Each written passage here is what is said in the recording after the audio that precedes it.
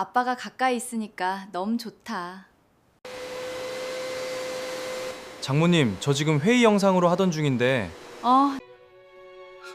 자네 지금 몽신가? 우리 딸이 얼마나 기다렸는지 알아. 어머니, 갑자기 들어오시면 어때요? 매주 장인어른, 장모님, 친척, 친구분들 인사드리느라 휴일에서 쉬지도 못하네. 처가살이 이제 지친다. 스트레스다. 독립하고 싶다. 딸 가진 부모님, 한 번이라도 이런 생각 해보셨습니까? 딸이 너무 보고 싶어서 아래층에 살게 했습니다. 손자도 보고 싶어서 매일 내려가서 도와줬습니다. 사위가 편하길 바라서 할 수 있는 건 다 해줬습니다. 그런데 어느 날 사위가 말했습니다. 저희가 독립을 해야 할 것 같습니다. 내가 뭘 잘못한 걸까요? 딸 곁에 있고 싶었던 게 잘못인가요? 이건 어느 가족의 이야기입니다. 그리고 아마 지금 이 영상을 보고 계신 여러분의 이야기이기도 합니다. 나뭇잎 사이 햇살처럼 오늘도 당신 곁에 있습니다. 매일 마음을 담아 이 영상을 만들고 있습니다. 오늘 하루도 수고 많으셨습니다. 따뜻한 댓글 한 줄이 다음 영상에 큰 힘이 됩니다. 강민준, 32살. 중견 무역회사에 다니는 평범한 직장인이었습니다. 지수를 만난 건 입사 3년 차였습니다. 회사 근처 카페에서 우연히 마주쳤습니다. 그로부터 2년 뒤 두 사람은 결혼식장에 섰습니다. 문제는 신혼집이었습니다. 두 사람이 모은 돈을 전부 합쳐도 서울에서 제대로 된 전셋집을 구하기엔 턱없이 부족했습니다. 민준이 매일 밤 부동산 앱을 들여다보며 한숨을 쉬었습니다. 그때 민준 아버지가 전화를 하셨습니다. 민준아, 아빠가 조금 보태줄 수 있는데 그것도 부족하니 많이 힘들겠다. 아버지 목소리가 미안함으로 가득했습니다. 민준은 괜찮다고 했습니다. 아버지 회사 사정이 좋지 않다는 걸 알고 있었거든요. 전화를 끊고 한참을 멍하니 앉아 있었습니다. 그 즈음 지수가 조심스럽게 말을 꺼냈습니다. 여보, 우리 처음엔 엄마 아빠네 아래층에서 시작하면 어떨까? 민준이 잠깐 굳었습니다. 지수 부모님은 마포구 낡은 빌라를 소유하고 계셨습니다. 위층에 장인 장모님이 사시고 바로 아래층이 비어 있었습니다. 월세도 전세 보증금도 없었습니다. 주변에서 다들 부러워했습니다. 민준이 오래 고민했습니다. 자존심이 걸렸습니다. 근데 현실이 더 무거웠습니다. 결국 고개를 끄덕였습니다. 그래, 해보자. 그게 시작이었습니다. 이사 첫날이었습니다. 박스를 나르고 가구를 배치하고 저녁이 되어서야 두 사람이 새집 거실에 나란히 앉았습니다. 지수가 말했습니다. 우리 이제 진짜 시작이다. 민준이 웃으며 지수 어깨를 당겼습니다. 그때 위층에서 발소리가 들렸습니다. 뚝뚝뚝. 문을 열자 장인 오병만이 활짝 웃으며 손을 흔들었습니다. 두 손엔 김치찌개 냄비가 들려 있었습니다. 그날 저녁 네 사람이 작은 거실에 둘러앉아 밥을 먹었습니다. 장모 김순자는 민준 밥그릇에 자꾸 반찬을 올려주었습니다. 따뜻했습니다. 잘됐다 싶었습니다. 그 온기가 채 가시기도 전에 모든 것이 조금씩 달라지기 시작했습니다. 결혼한 지 열흘이 지난 어느 새벽이었습니다. 민주는 그날 아침 일찍 눈을 뜰 계획이 있었습니다. 거실 형광등이 며칠째 깜빡이고 있었거든요. 오늘은 내가 갈아야지. 전날 밤 마음먹었습니다. 내 손으로 내 집을 고치는 남편. 그 이미지가 마음에 들었습니다. 새벽 6시 반이었습니다. 문을 열자 장인 오병만이 서 있었습니다.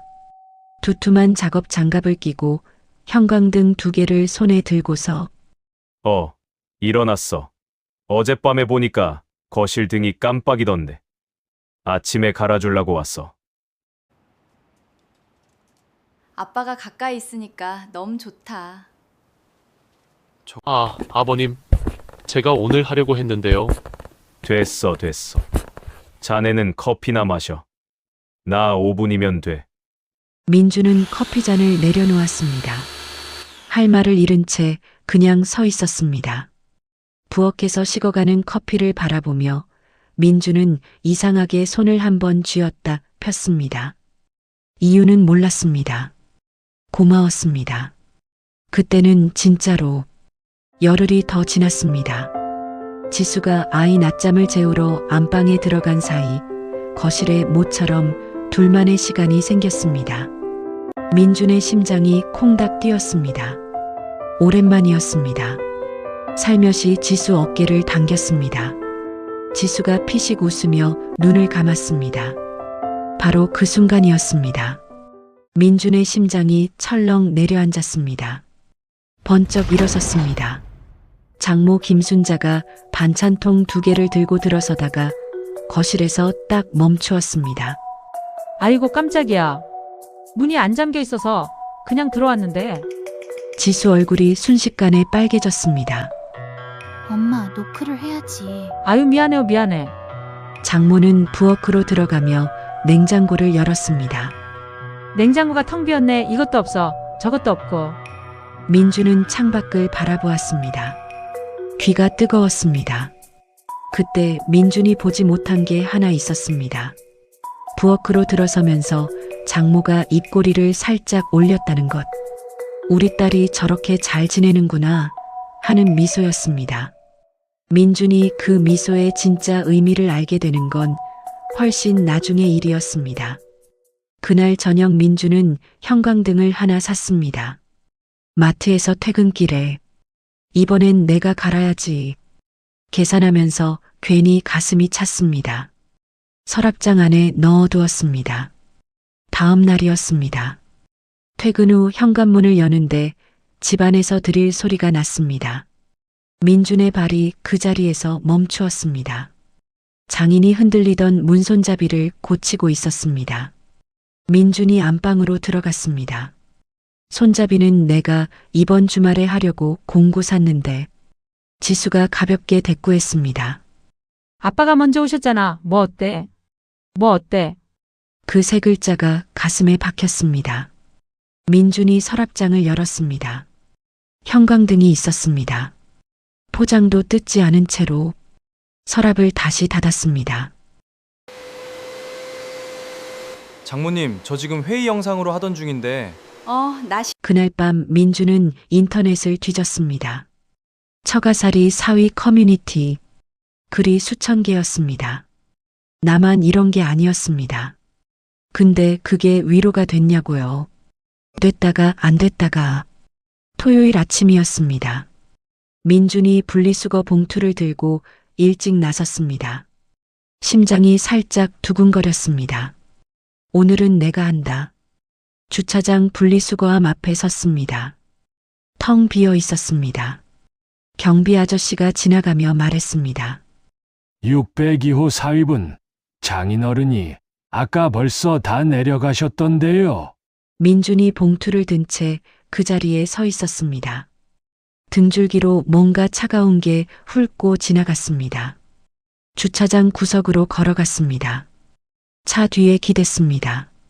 주머니에서 담배 한 개비를 꺼냈습니다. 불을 붙였습니다. 원래 끊었는데 손이 조금 떨렸습니다. 그날 저녁 민주는 마트에서 형광등을 하나 더 샀습니다. 집에 와서 서랍을 열었습니다. 먼저 사뒀던 형광등 옆에 나란히 넣었습니다. 2개가 됐습니다.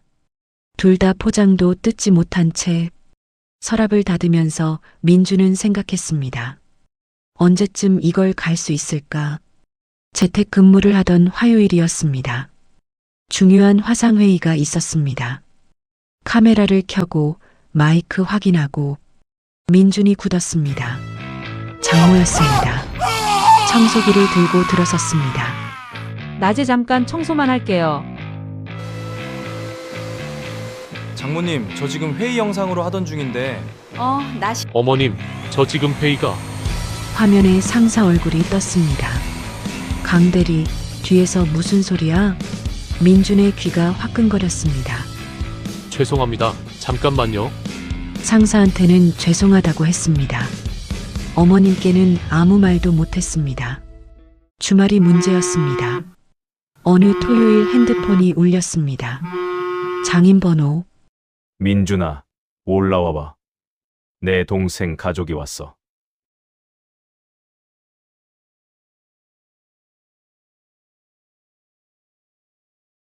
다음 주 일요일엔 어머님, 언니분이 오셨습니다. 또 전화, 또 올라감. 그 다음 주엔 장인 친구분들, 그 다음엔 장모 친구분들. 매번이었습니다. 올라가지 않으면 예의가 없다는 말을 나중에 지수한테 들었습니다. 그 말이 맞았습니다. 그래서 더 올라갔습니다. 인사를 드렸습니다. 웃었습니다. 그러고 내려오면 쉬는 날이 끝나 있었습니다. 내 쉬는 날이 내 날이 아니었습니다. 그게 제일 무서웠습니다. 그 무렵부터였습니다. 퇴근 후에 바로 집으로 가지 않는 날이 생겼습니다. 지하철역에서 내려 편의점 앞 벤치에 앉았습니다. 캔맥주 하나를 뺐습니다. 처가살이 이제 지친다. 스트레스다. 독립하고 싶. 아무것도 생각하지 않으려고 했습니다. 근데 생각이 멈추지 않았습니다. 어떤 날은 한 캔이 두 캔이 됐습니다. 지수가 왜 이렇게 늦어? 라고 물으면 민주는 웃었습니다. 약은 있었어. 거짓말이었습니다. 그리고 그날 밤이 왔습니다. 선배 한 분의 진급 축하 자리였습니다. 오랜만에 그냥 민준이 민준으로 있는 자리였습니다. 한 잔이 두 잔이 됐고 두 잔이 세 잔이 됐습니다. 새벽 2시가 넘어서야 자리가 파했습니다. 택시를 타고 집 앞에 내렸습니다.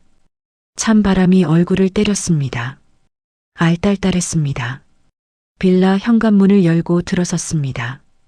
복도로 나왔습니다.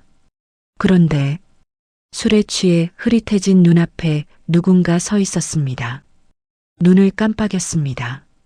정신을 차리고 자세히 보았습니다. 장인이었습니다. 자네 지금 몽신가?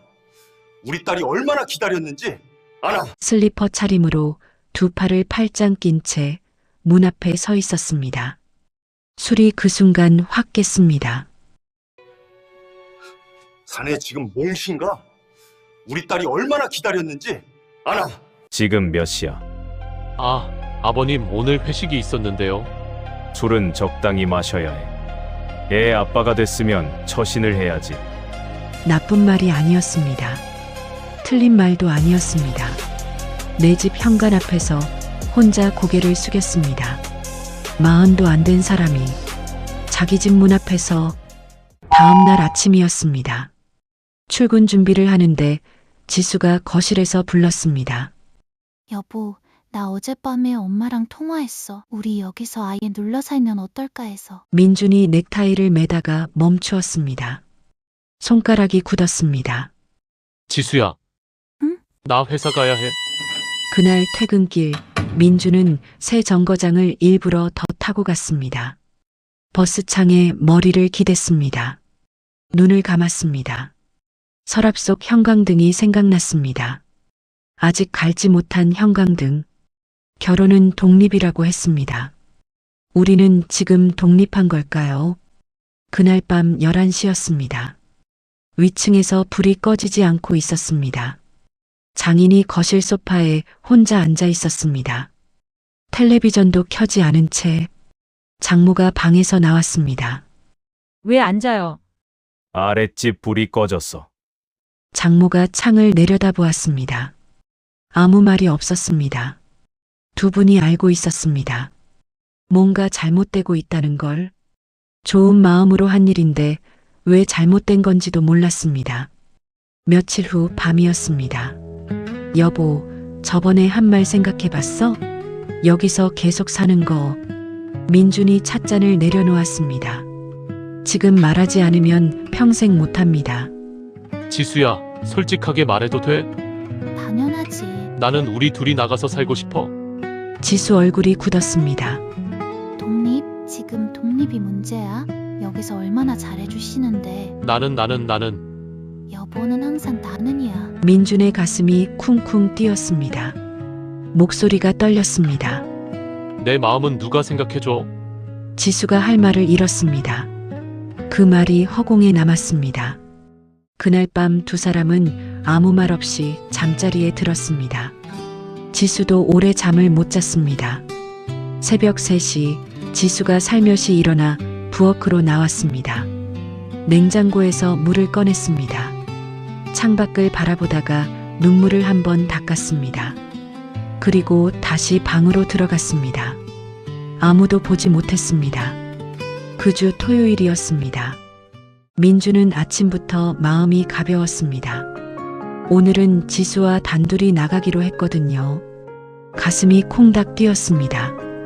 오랜만에 느끼는 설레는 두근거림이었습니다.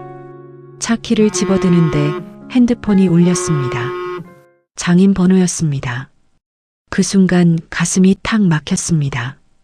아까의 설레던 두근거림이 순식간에 사라졌습니다.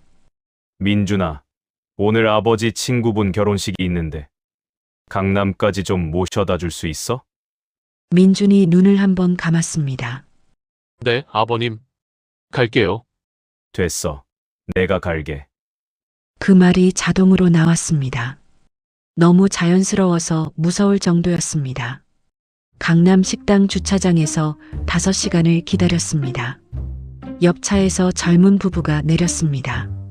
아이 손을 잡고 서로 웃으며 식당으로 들어갔습니다. 저 사람들은 오늘 아침에 뭘 했을까요? 아무도 초인종을 누르지 않은 아침을 보냈을까요? 목이 메었습니다. 그날 밤이었습니다. 위층 장인이 장모에게 말했습니다. 민준이가 오늘 5시간을 기다렸다고. 좋은 사람이에요. 장인이 잠깐 말이 없었습니다. 좋은 사람한테 내가 너무 기댄 건 아닐까? 그 말을 아무도 듣지 못했습니다. 어느 날 평일 낮이었습니다. 물을 마시러 부엌에 나왔다가 장모가 서 있었습니다. 또 가슴이 쿵 내려앉았습니다. 어머님, 오실 때 미리 연락 한 번만 주시면 안 될까요? 어머니, 갑자기 들어오시면 어때요? 매주 장인어른, 장모님, 친척, 친구분들 인사드리느라. 장모가 굳었습니다. 그래, 내가 불편한가 보구나. 됐어. 내가 갈게. 말을 꺼냈습니다. 처음으로. 근데 제가 잘못한 것처럼 됐습니다. 그날 저녁 지수가 위층을 다녀오더니 입술이 굳어 있었습니다. 우리 집이 어딘데? 아랫집이 우리 집이야. 윗집이 우리 집이야. 민준이 말문이 막혔습니다. 우리 집이 어딘데? 지수가 한 말인데. 민준도 몰랐습니다. 그리고 또 부부싸움이 있었습니다. 이번엔 민준이 먼저 목소리를 높였습니다. 지수야, 나는 더 이상 이렇게 못 살겠어. 지수도 물러서지 않았습니다. 그럼 나보고 어떡하라는 거야? 두 사람이 오래 싸웠습니다. 눈물이 났습니다. 민준도 지수도. 지수가 신발을 신었습니다. 나 좀 이따 올게. 위층으로 올라갔습니다. 민준이 핸드폰을 바라보았습니다. 전화를 받지 않았습니다. 처음으로 소파에 앉아 두 손으로 얼굴을 감쌌습니다. 한참 앉아 있다가 밖으로 나갔습니다. 골목 벤치에 앉았습니다. 담배를 꺼냈습니다. 불을 붙였습니다. 이렇게는 진짜 안 된다. 그날 밤 늦게 들어온 민주는 천장을 바라보았습니다. 나가야 한다. 새벽 2시 민준이 조용히 핸드폰을 들었습니다. 부동산 앱을 열었습니다. 전세 매물을 검색했습니다. 손가락이 스크롤을 내렸습니다. 올해 주말 저녁이었습니다. 거실에 민준과 장인 단둘이 남았습니다. 장인이 TV를 끄며 말했습니다. 민준아, 요즘 힘들어? 아버님, 솔직하게 말씀드려도 될까요? 저희가 독립을 한번 해봐야 할 것 같습니다. 장인 표정이 굳었습니다. 내가 뭘 잘못했어? 내가 뭘 잘못했냐고. 민준이 대답을 못했습니다. 올라갈게. 잘못하신 게 없습니다. 그게 문제였습니다. 잘못한 사람이 아무도 없는데 민주는 매일 밤 이 집에서 조금씩 사라지고 있었습니다. 그날 밤 위층에서 장모가 그 대화를 들었습니다. 장인이 조용히 말했습니다. 내가 뭔가를 해야 할 것 같아. 일주일이 지났습니다. 민준이 부동산을 2군데 다녀왔습니다. 지수는 알고 있었습니다. 아무 말도 하지 않았습니다. 두 사람이 같은 집에 살면서 말수가 줄어들었습니다. 일요일 오후였습니다. 민준이 거실에서 노트북을 열고 계약서 양식을 보고 있었습니다. 손에 땀이 났습니다. 이제 진짜구나 싶었습니다. 그때 위층에서 쿵 소리가 났습니다. 그리고 장모 비명이 들렸습니다. 민준이 번쩍 일어났습니다. 심장이 철렁 내려앉았습니다. 계단으로 뛰어 올라갔습니다. 장모가 무릎을 꿇고 장인 옆에서 울고 있었습니다. 장인이 거실 바닥에 쓰러져 있었습니다. 얼굴이 창백했습니다. 아버님, 민준이 달려가 장인 어깨를 잡았습니다. 장인 눈이 천천히 떠졌습니다. 입술이 움직였습니다. 미안하다 라는 말이 가늘게 새어나왔습니다. 말씀 마세요. 지금 병원 가야 해요. 지수야. 민준이 장인을 부축했습니다. 무거웠습니다. 다리가 떨렸습니다. 근데 한 발짝씩 내디뎠습니다. 병원 응급실이었습니다. 과로와 극심한 스트레스로 인한 일시적 실신이었습니다. 며칠은 입원이 필요하다고 했습니다. 장모가 손수건으로 눈을 훔쳤습니다. 민준이 처치실 밖 복도 의자에 혼자 앉아 있었습니다. 손을 맞잡고 있었습니다. 손이 아직도 떨렸습니다.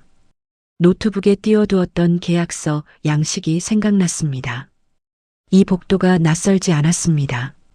예전에 아이를 데리고 왔던 그 응급실이었습니다. 그때는 아이 때문에, 지금은 아버님 때문에. 민준이 천장을 바라보았습니다. 지수가 복도를 걸어왔습니다. 눈이 빨갛게 부어 있었습니다. 민준이 일어나 지수를 안았습니다. 지수가 민준 품에서 울었습니다. 아무 말도 하지 않았습니다. 그냥 안고 있었습니다. 장인이 입원한 사흘째 밤이었습니다. 민준이 혼자 병실 앞을 지키고 있었습니다. 자판기에서 커피를 뽑았습니다. 뜨겁고 썼습니다. 병실 문이 조금 열려 있었습니다. 장인이 잠든 것 같았습니다. 그런데 가늘게 목소리가 들렸습니다. 민준이한테 미안한데 민준이 굳었습니다. 내가 너무 많이 가져갔어. 그 사람 자리를. 민준이 그 자리에서 일어나지 못했습니다. 눈이 뜨거워졌습니다. 커피잔을 두 손으로 꼭 쥐었습니다. 뜨거웠습니다. 참았습니다. 서랍 속 형광등이 생각났습니다. 장인이 퇴원하던 날이었습니다. 민준이 휠체어를 밀었습니다. 장인이 앞을 바라보며 말했습니다. 민준아, 나 퇴원하고 보여줄 게 있어. 뭔데요, 아버님? 집에 가면 알아. 빌라로 돌아왔습니다. 민준이 장인을 위층 거실 소파에 앉혔습니다. 네 사람이 거실에 앉았습니다. 장인이 말했습니다. 저 서랍 좀 열어봐, 민준아. 서류 봉투 하나와 열쇠 하나가 있었습니다. 봉투를 집어들었습니다. 열었습니다. 서류를 꺼냈습니다. 등기부등본이었습니다. 민준이 굳었습니다. 심장이 멈추는 것 같았습니다. 소유자 이름 칸에 강민준이라는 이름이 또렷이 적혀 있었습니다. 아버님, 이게 뭔가요? 자네 이름으로 된 집이야. 이 빌라에서 2블록 떨어진 곳에 정적이 흘렀습니다. 지수가 손으로 입을 막았습니다. 장모가 고개를 숙였습니다. 작년부터 알아봤어. 자네가 힘들다는 걸 알았거든. 어느 날 밤에 약을 사러 나갔다가 편의점 앞 벤치에 혼자 앉아있는 자네를 봤어. 민준이 굳었습니다. 그날이었습니다. 그날 이후로 생각을 많이 했어. 자네가 나가서 살고 싶다고 했잖아. 그러면 제대로 살아야지. 떳떳하게. 자네한테 미안했어. 내가 자꾸 자네 자리를 빼앗았는데 이건 자네 집이야. 자네가 남편으로서, 아빠로서 시작할 수 있게. 민준이 등기부등본을 가슴에 안았습니다. 두 손으로 얼굴을 감쌌습니다. 어깨가 떨렸습니다. 소리 없이 울었습니다. 이 집에 온 이후로 처음이었습니다. 지수가 민준 어깨를 잡았습니다. 지수도 울고 있었습니다. 장모가 손수건으로 눈을 눌렀습니다. 장인이 아무 말 없이 앞을 바라보았습니다. 눈가가 붉었습니다. 민준이 눈물을 닦고 베란다로 나갔습니다. 바람을 한번 쐬었습니다. 서울 하늘이 보였습니다. 눈을 감았습니다. 서랍 속 형광등이 생각났습니다. 주차장 담배가 생각났습니다. 편의점 캔맥주가 생각났습니다.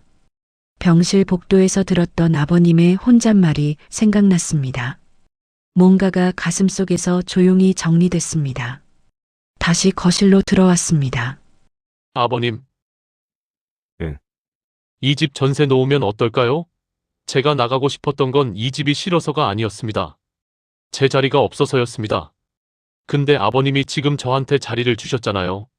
아버님이랑 같이 살고 싶습니다. 이번엔 진짜로, 제대로. 장인이 오래 민준을 바라보았습니다. 뭔가 오래된 것이 녹아내리는 눈빛이었습니다. 나가도 돼. 자네 집이야. 나가고 싶어서 있는 게 아닙니다. 있고 싶어서 있는 겁니다. 장인의 눈가가 붉어졌습니다. 한참 후에 아주 작게 말했습니다. 고마워, 민준아. 그 말이 끝나는 순간 장모가 소리내어 울었습니다. 지수도 울었습니다. 아이가 눈을 비비며 엄마를 바라보았습니다. 왜 울어? 그 말이 어른들의 웃음을 불러왔습니다. 눈물 사이로 웃음이 나왔습니다. 그날 밤이었습니다. 민준이 아랫집에 내려와 서랍장을 열었습니다. 형광등 2개가 있었습니다. 오래전에 사두고 갈지 못했던 것들. 포장을 뜯었습니다. 사다리를 꺼냈습니다. 거실 등을 갈았습니다. 혼자서 불이 환하게 켜졌습니다. 민준이 사다리 위에서 그 불빛을 올려다보았습니다. 가슴이 콩닥거렸습니다. 이번엔 무서운 두근거림이 아니었습니다. 오래전에 잃어버렸던 두근거림이었습니다. 2달이 지났습니다. 어느 아침 초인종이 울렸습니다. 장인이 빈손으로 서 있었습니다. 민준아, 오늘 주말인데. 위에서 같이 밥 먹을래? 싫으면 말해. 민준이 잠깐 생각하다가 말했습니다. 올라가겠습니다. 장인이 작게 웃었습니다. 민준도 웃었습니다. 달라진 것 같습니다. 아직 완벽하지 않습니다. 근데 이제는 말할 수 있습니다. 오늘은 좀 쉬어야 할 것 같다고. 그리고 아버님도 알아들으십니다. 어느 저녁 퇴근길이었습니다.